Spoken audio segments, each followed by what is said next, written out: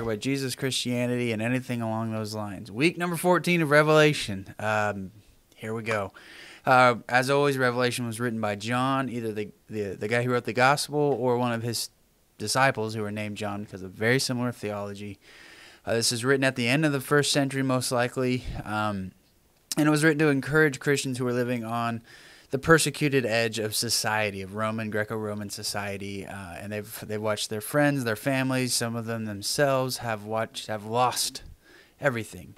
They've lost jobs, they've lost connections, they've lost futures, they've lost dreams, they've lost their lives.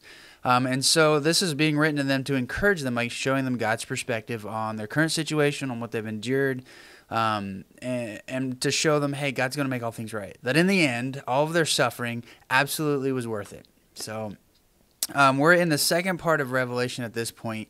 We're in chapter 6. And so the first part was on the island of Patmos, and it was Jesus basically directly communicating with 7 churches in Western Turkey, telling them things they need to do better, telling them, again, his perspective on their current situations.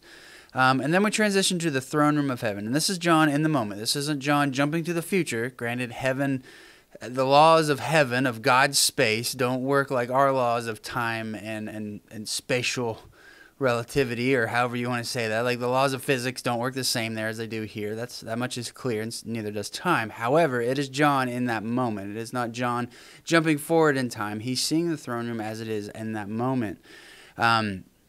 And so he's witness to this big ceremony. This ceremony that is ultimately God unveiling his grand plan and executing his plan to bring justice on the earth, to make all things right, to take creation and finally reestablish it the way he designed it to, but to do that through humanity. Like that's the big thing. That's a large part of what we're going to talk about today is why doesn't God just step in and fix this mess? Why doesn't God just come in and be like, boom, poof, there's no more starving babies, there's no more disease, there's no more any of that. Why doesn't God just fix it?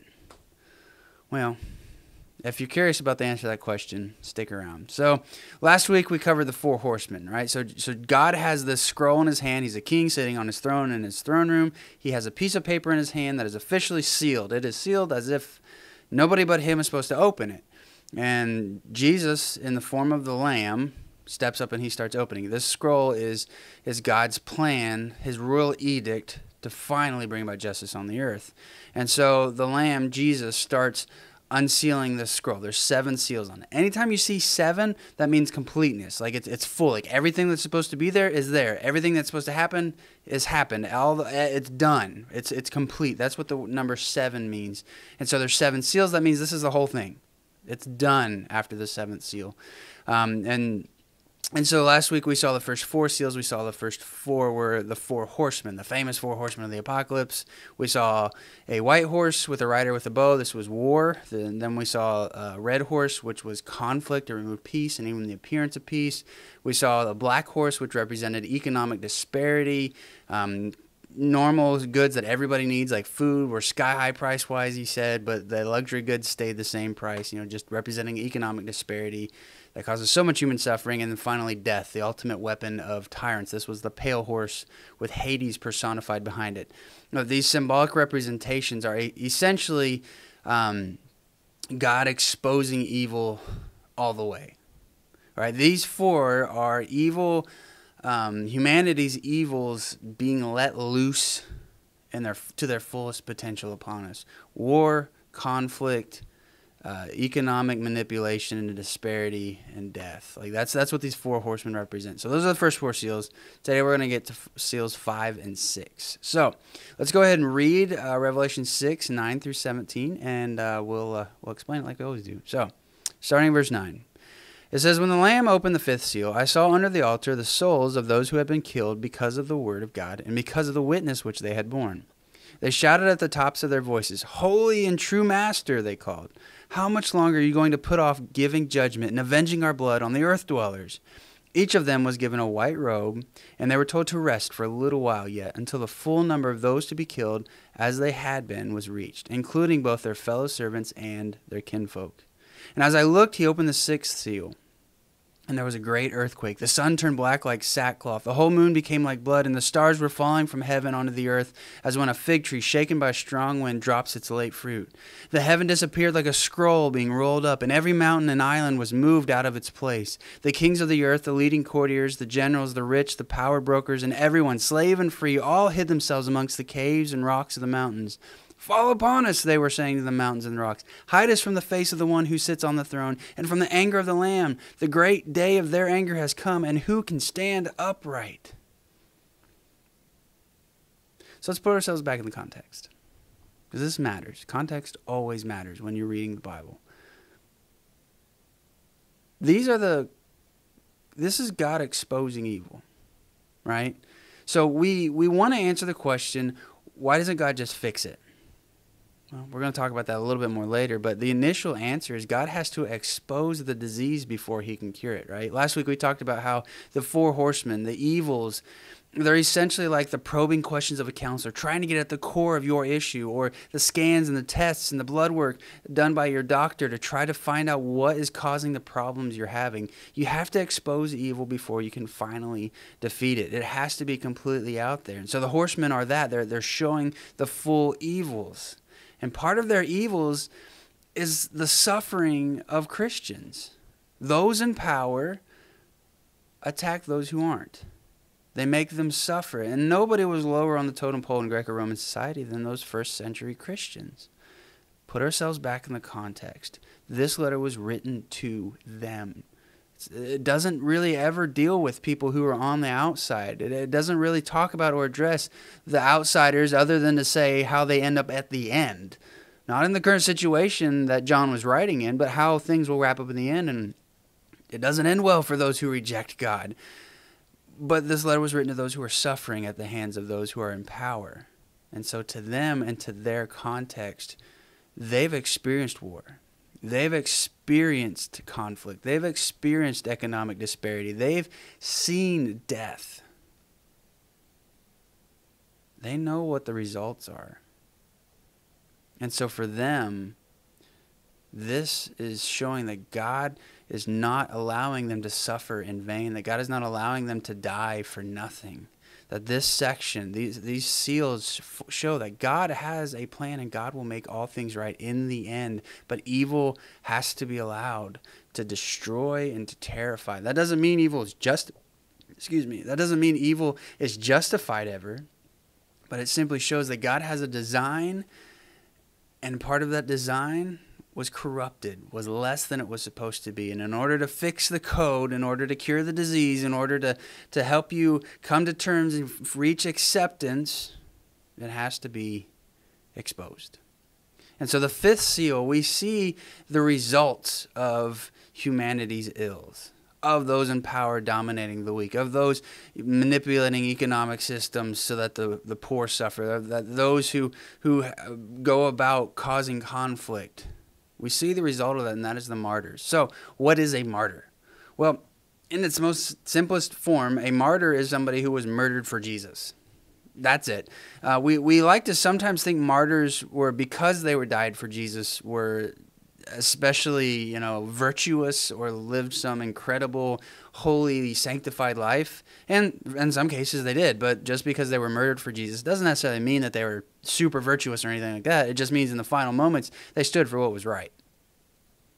I mean, that's what a martyr is. So these are people who suffered and died for Jesus, for the witness to Jesus. And for the first century Christians, this would have been more common. They probably all would have known somebody who had died for Jesus, right? Because a common way that first century Christians came into conflict with the Roman government and with their local magistrates was by refusing to participate in pagan worship, specifically the worship to the Roman Caesar. They couldn't compromise their faith, and a lot of times that was asked them, hey, just even if you don't mean it, make the sacrifice, light the candle, make the donation, make the offering, sing the song. You don't care if you believe or not, just do it. And they refused, and because some of them paid the ultimate price for it. So at this point, first century, as John is there seeing it, there wouldn't have been a whole lot, but there definitely would have been more than we probably would be prepared to see underneath that altar. This was a place. Stephen, we know. Didymus, another guy. There's very few at this point, but their number hadn't been fully reached. And so that gets us to the second question, all right? So what is a martyr? That's somebody who dies for Jesus, who was murdered for Jesus. Why are they under an altar? Like, what? There's an altar now? And in chapter 4, we didn't see anything about an altar. We saw a chair. We saw the 4 creatures around the chair that God was sitting on. Then we saw the 24 elders. Now there's an altar. We'll see later on that basically the throne room is part of the heavenly temple, right? It mirrors the earthly temple. It's different, but it mirrors it. And so in the earthly temple, we know that there were 2 altars. One was the altar of incense that was in the actual building. It wasn't in the Holy of Holies. The room where the Ark of the Covenant was, and God, that's where God's presence was. And that was an altar where they lit incense continually to be in the presence of God. That was pleasing to him. The other altar was the altar out in the courtyard where the animal sacrifices would have been made, and other sacrifices. Anything that was burnt was done on this altar. And part of the animal sacrifices is they would sprinkle blood on the 4 corners of it and pour blood in certain areas. And it was very ritualistic, as you can read about in the first 5 books of the Bible. But that blood would flow eventually underneath the altar. And the idea is that a sacrifice is where forgiveness and atonement is done. And it's done through that blood. Now, we know that the Old Testament sacrificial system, there was no forgiveness to be found there. That's what Paul tells us. That's what John tells us. There's no true forgiveness to be found in the sacrificial system. The place we do find it is in the sacrifice of Christ. And we see Paul tell us, and John tell us, and others, that when somebody dies for Jesus, they're participating in Christ's death. So essentially, them being on the altar is showing that they are part of this, that they are part of Christ's sacrifice, that their suffering was not in vain, it was not pointless, that their deaths were not meaningless, that their deaths, they were participating in Christ's death. And that is why they are under the altar where forgiveness is found, basically. And so they start asking this question when the 5th seal is opened. They ask how much longer until their blood is avenged and justice is carried out on the earth. And at first reading, it's like, these dudes just like out for blood. Like, are they bitter? Like, understandably so. They were murdered. But like, is that what they're talking about? And it's really not. They're basically asking the same question everybody asks. But I want you to think about it like this. In order to find our answers, this question of why doesn't God just fix us? That's the question they're asking, basically. Why doesn't God just step in and fix it? Why doesn't he end all suffering? Think about it like this. I'm going to adapt an illustration from Tom Wright here. A lot of families like to play Monopoly, right? And if your family is a family that plays Monopoly, you know it ends one of 3 ways, right? The first one is that somebody outright wins. Like, somebody gets lucky, they're able to make the deals, and they end up winning the game. They get all the money, they get all the properties, they get everything, everybody else has nothing, right? That's way number 1 the game ends. That takes forever, right? That's like you're playing all night long, and you got nothing else to do the next day. Like, you're playing Monopoly. This is usually like the New Year's Eve, like, if you're not that crazy, right? This is like the boring people New Year's Eve parties. You play Monopoly all night long. That's what my family did. The second way is everybody gets tired and they just call it a draw. Well, nobody wins. We're just done. You played for 3 hours. It's 2 a.m. You're done. I quit, right? Like, everybody it ends in a draw. The third way is somebody gets mad and flips the board. Essentially asking why doesn't God just come in and fix it is you're basically asking God to fix the board, to flip the board. That's what you're asking of him. Hey, God, come in here. Don't end the game. Just wreck everything. And there's no justice in that, because nobody truly wins when somebody does that. Everybody just loses. God's the only one who's pure. God's the only one who's right. So for him to come in and just fix it, and the way we would want him to, that doesn't actually fix the problem. God is playing to win. And as we talked about last week and weeks before, that God chooses to work through humanity, through his creation, not just zap things the way he wants it. That he wants genuine love from his creation. That's part of the motivation as to why he created us. He's working back towards having a people who love him the way he loves them, living in the place that he created for them, in his presence. God's people, God's place, God's presence. That's where creation's going. We're going to see that in Revelation 21.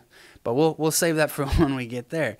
But basically, they're asking God, why won't you step in and go ahead and show the world, the martyrs are asking this, that we were wrongly killed. Like, we truly weren't the evil people that they said they were when they killed us. We truly weren't unpatriotic. We truly weren't out to subvert the government. We truly weren't out to get rid of Caesar. We weren't rebellious. We weren't all these things they accused us of and killed us for. Why won't you do that, God?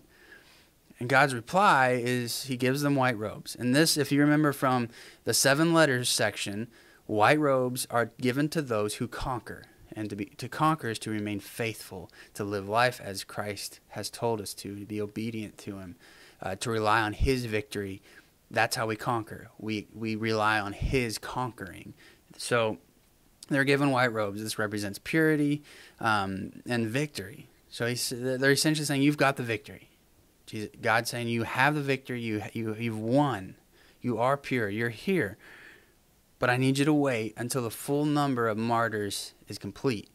And there's 2 ways of looking at this. One is to say that God simply has a predetermined amount of martyrs that he's waiting on. Basically, he's just waiting till they all get killed, and then he'll execute justice on there. Okay, maybe especially if you're of the Calvinist lean, like that's what you believe, and kudos to you. I can't prove you wrong, but it doesn't make sense to me.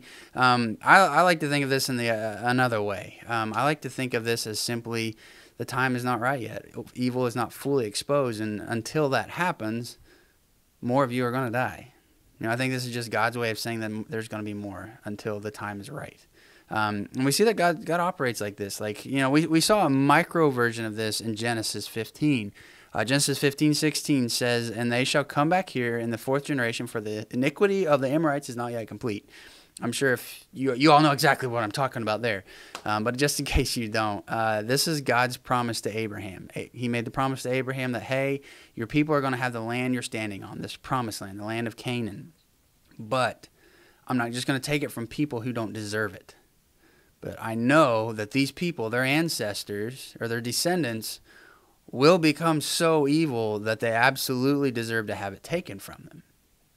The Amorites. So that's why he says the iniquity is not full yet. He says these people now, they're not so evil that I can take it from them. But there will become a time. Evil has to be fully exposed before God completely ends it. So, that's essentially what we learn from this section. But there's one more thing we learn, and this is kind of tangential. It doesn't really flow into the story, but as far as our understanding of the way things work, it's huge. When we die, we have 2 places that we have information to glean from. The first one is Luke 16, where Jesus tells the story of the rich man and Lazarus. And in it, we see that there is a holding tank, that we don't go to heaven, we go to this holding tank, and it's divided, that God's people are on one side, and it's paradise, it's awesome, it's wonderful. And on the other side is a place called Gehenna or Hades, which are both picture words for a really painful, hot, nasty place where they're just suffering, right? So holding tank, good place, bad place. And we see through the story of in Luke 16:19 through 31 that's kind of where we're at until Judgment Day. And on Judgment Day, we're brought from there. The holding tank is emptied, and we're resurrected into physical bodies. The other place is here, Revelation 6:9. We see that martyrs don't go to the holding tank. And instead, they go underneath the altar in the throne room of heaven. So what does this teach us? Number one, it says in Revelation 6:9 that he saw the souls underneath the altar of the martyrs. He didn't see the martyr, he saw the souls. So what that might be like splitting hairs, but here's what I think this means.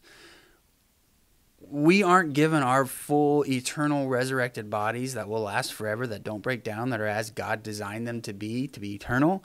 We don't get them until we're resurrected from the dead, right, on Judgment Day. So that means that whatever body we're in between now and then is different from that. And so he sees the souls. So he calls it the souls. That these are souls and not the actual physical final body that we will have. So in the holding tank, we don't have our resurrected bodies. We learn that from this. The other thing we learn is that martyrs are given special privilege. Again, we can't really put God in a box. If God wants to do something, he can do something, right? It's really dangerous to say God only works like this. There's very few things about God that we can definitively say that. And so we see here that God gives martyrs, those who die for Jesus, special privilege. They get to go to the throne room of heaven. So that's some clues into what happens when we die that's rare. We don't get very much of that in the Bible. So hopefully that helps your understanding of what happens when we die. And that's a big topic that I get a lot of questions about, and the point is that Jesus has you. That's all you really need to know. Like, the holding tank, that's a cool theory. We have about this much information about it, other than it's going to be awesome for those who are waiting on Christ. We don't just jump to the end, to resurrection day. We're in the holding tank. So we've got 2,000 years of Christians waiting, But anyways, that's a topic for another time. That being said, let's finish out with the sixth seal. Let me reread it because a few minutes ago since I did. And we'll break down what this means. So starting in verse 12, it says, "As I looked back, Jesus opened the sixth seal. And there was a great earthquake. The sun turned black like sackcloth. The whole moon became like blood, and the stars were falling from heaven onto the earth, as when a fig tree shaken by a strong wind drops its late fruit. The heaven disappeared like a scroll being rolled up, and every mountain and island were moved out of its place. The kings of the earth, the leading courtiers, the generals, the rich, the power brokers, and everyone, slave and free, all hid themselves among the caves and rocks of the mountains. 'Fall upon us,' they were saying to the mountains and the rocks. 'Hide us from the face of the one who sits on the throne and from the anger of the Lamb. The great day of their anger has come, and who can stand upright?'" So we see it after the sixth seal is open that some crazy stuff starts happening. Anytime you read this kind of language in the Bible, it's not meant to be literal. It's not.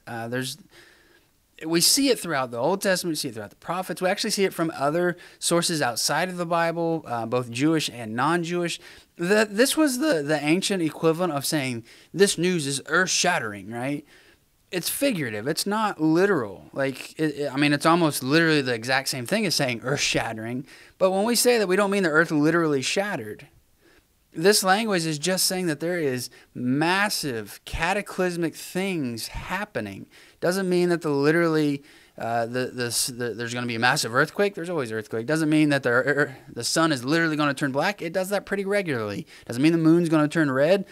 It does that pretty regularly, and the stars are still in the sky. We see all these things happen, but there are some things in it that just can't happen.